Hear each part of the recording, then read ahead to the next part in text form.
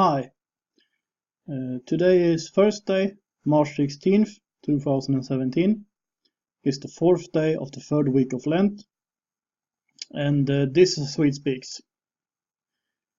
There is an author in Sweden, and he is also a debater, I think you could call him, called Fredrik Segerfeldt. In Sweden he is called a liberal, or a neoliberal, which basically means a left libertarian, because almost everything that is called neoliberalism or libertarianism in Sweden is left libertarianism, and Fredrik Segerfeldt is a good example of this. Fredrik Segerfeldt recently wrote an article in a Swedish Christian newspaper, Dagen. Yeah, there is actually a few of these in Sweden too, amazingly enough. Anyway, and what he was writing in this newspaper was that he was annoyed about how Christians are called Christians. Doesn't it sound strange? Actually, what annoys him is how confessing Christians are known as Christians, because he thinks of Christianity as some kind of culture. That if you celebrate Christmas, you're a Christian. Something like that. But and the thing is that he is annoyed that cultural Christianity is confused with confessing Christianity. So when he goes to see his girlfriend in Northern Africa, people are going to refer to him as you Christians, even though he is not a confessing Christian.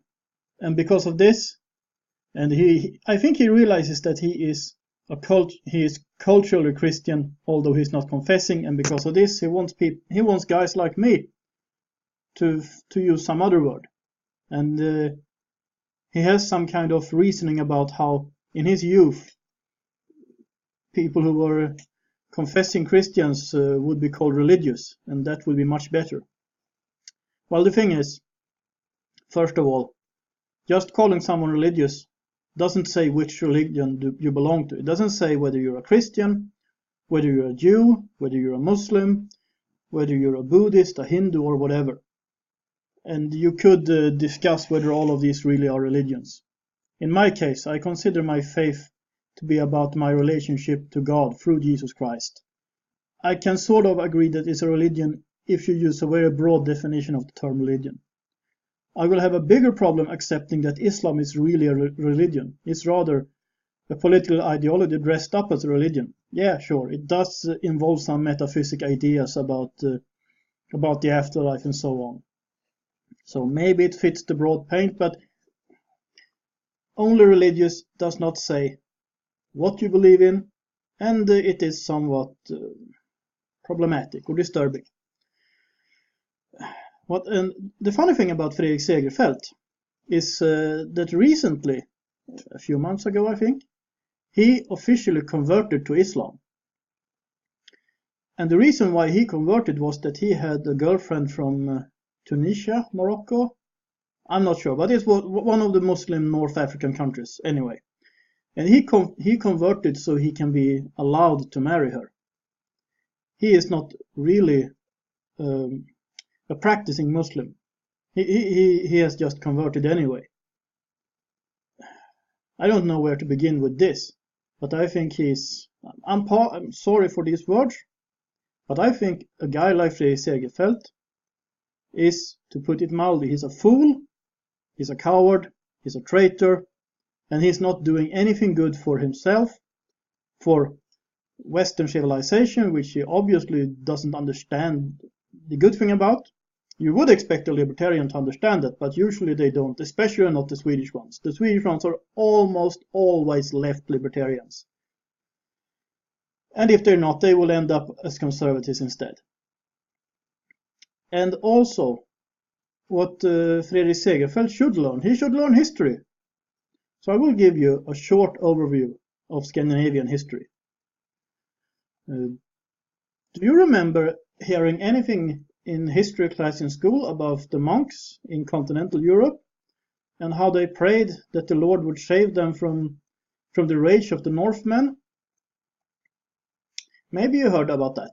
I heard about that, or I read it somewhere. I'm not sure if it was in history class or if I read it on my own, because about 99% of all the history I know, I learned somewhere else than school. And I'm just a happy enthusiast. But this is what I managed to learn about history. The Vikings, who were pagans, they were violent people, they were robbing down in the continent. Of course, they were also tradesmen and so on, but they robbed, for instance, the monasteries. They raped the nuns and whatever. And in some cases, they stole babies and sold them at slave markets. And these persons, they were a plague on continental Europe. I mean, as a Swede, I really shouldn't take pride in that part of my ancestry, because that's what they were. They were violent savages. And then they stopped acting that way. Then they stopped raping and looting. And why did they stop? Does anyone have an idea?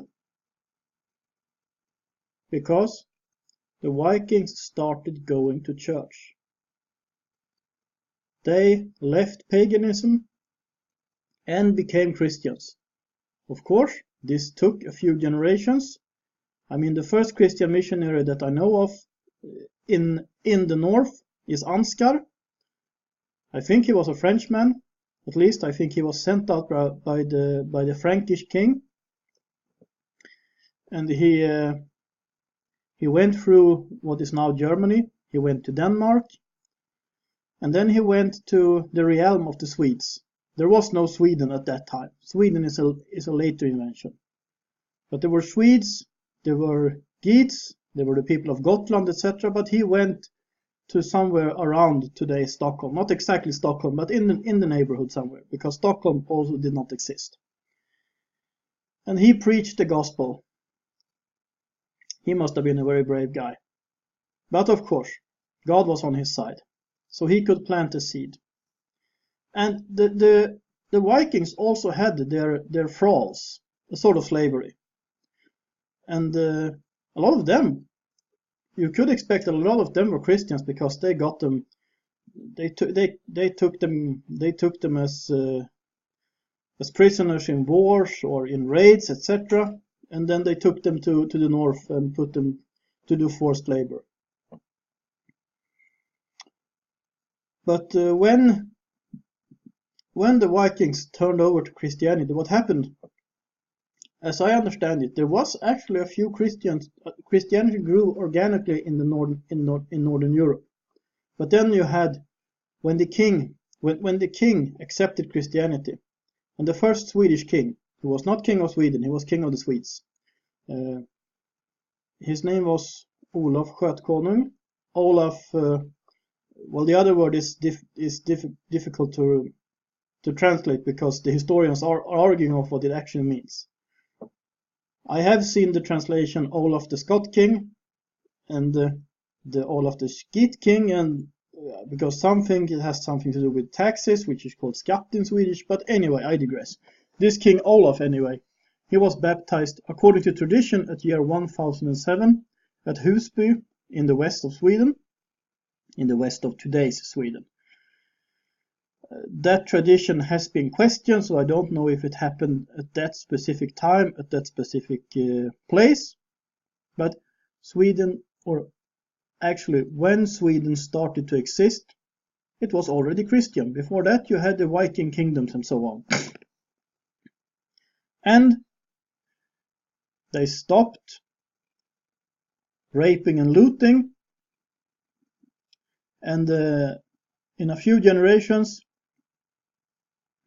they abolished thraldom, and one of the most important things they did was that unwanted children were put out in the forests to the wolves or to hungry animals, and they stopped doing that because of Christianity.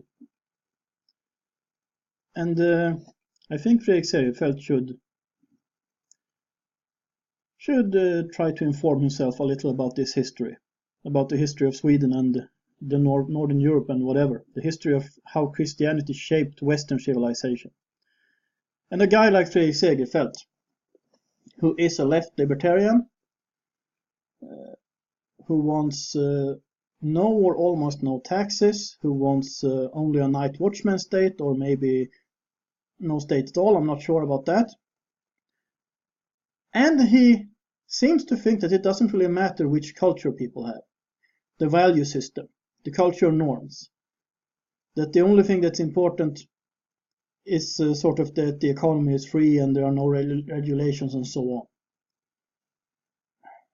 Has he thought about what happens if a weaker culture meets a stronger culture? What he wants will lead to Islamization. He probably does not understand it, although he should. So yeah, I think this guy who would probably say that he's got his nice degree and everything, it doesn't matter. There are lots of fools coming out from academia. And Mr. Segerfeldt, you need to inform yourself. And that's what I have to say about this right now. I would like to thank the people who are supporting this channel through PayPal and through Patreon and through prayers, and that's very important. And if you like this channel, please subscribe so you don't miss anything. Please share my videos on social media, on Facebook or Twitter or whatever. If you got something to say, feel free to comment. I read all comments, even the nasty ones. I read them all. I reply as much as I can. And I would also like to encourage you to support this channel. That can be done through PayPal and through Patreon. And I will give you all the information in the information box below. This is A Swede Speaks. Have a nice day.